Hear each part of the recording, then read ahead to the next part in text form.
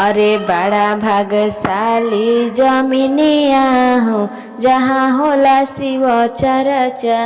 बड़ा भागशाली जमीनिया हो जहाँ होला शिव चर्चा।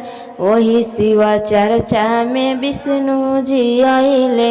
वही शिव चर्चा में विष्णु जी आइले। संघवा में लक्ष्मी मैया हो जहाँ होला शिव चर्चा। वही शिव चर्चा में राम जी आइले। वही शिव चर्चा में राम जी आइले। संघवा में सीता मैया हो जहाँ होला शिव चर्चा। बड़ा भागशाली जमीनवा हो बड़ा होला शिव चर्चा। वही शिव चर्चा में कृष्णा जी आइले। वही शिव चर्चा में कृष्णा जी आइले। संघवा में अली राधा मैया हो जहाँ होला शिव चर्चा। संघवा में अली राधा मैया हो जहाँ होला शिव चर्चा। बड़ा भागशाली जमीनवा हो जहाँ होला शिव चर्चा। बड़ा भागशाली जमीनवा हो जहाँ होला शिव चर्चा। वही शिव चर्चा में शिव गुरु आइलन। वही शिव चर्चा में भोला जी आइलन। सतवा में मैया भवानी हो जहाँ होला शिव चर्चा। सतवा में गौरा पार्वती हो जहाँ होला शिव चर्चा।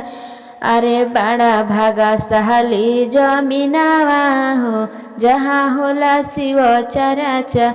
वही शिव चर्चा में हरेंद्र भैया आइलन। वही शिव चर्चा हरेंद्र भैया आइलन।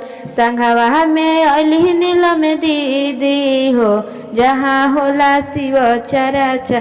बड़ा भागशाली जमीनवा हो जहाँ होला शिव चर्चा। वही शिव चर्चा में गुरु भैया आइले। वही शिव चर्चा में गुरु भैया आइले।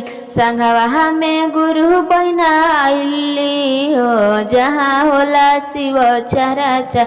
रे बड़ा भागशाली जमीनवा हो जहाँ होला शिव चर्चा। पहिला में दया मांगी दूसरा में चर्चा।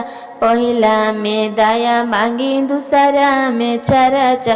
तीसरा में नमः शिवाय प्रणामवा हो जहाँ होला शिव चर्चा।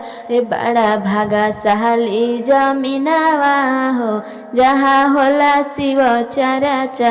बड़ा भागशाली जमीनवा हो जहाँ होला शिव चर्चा।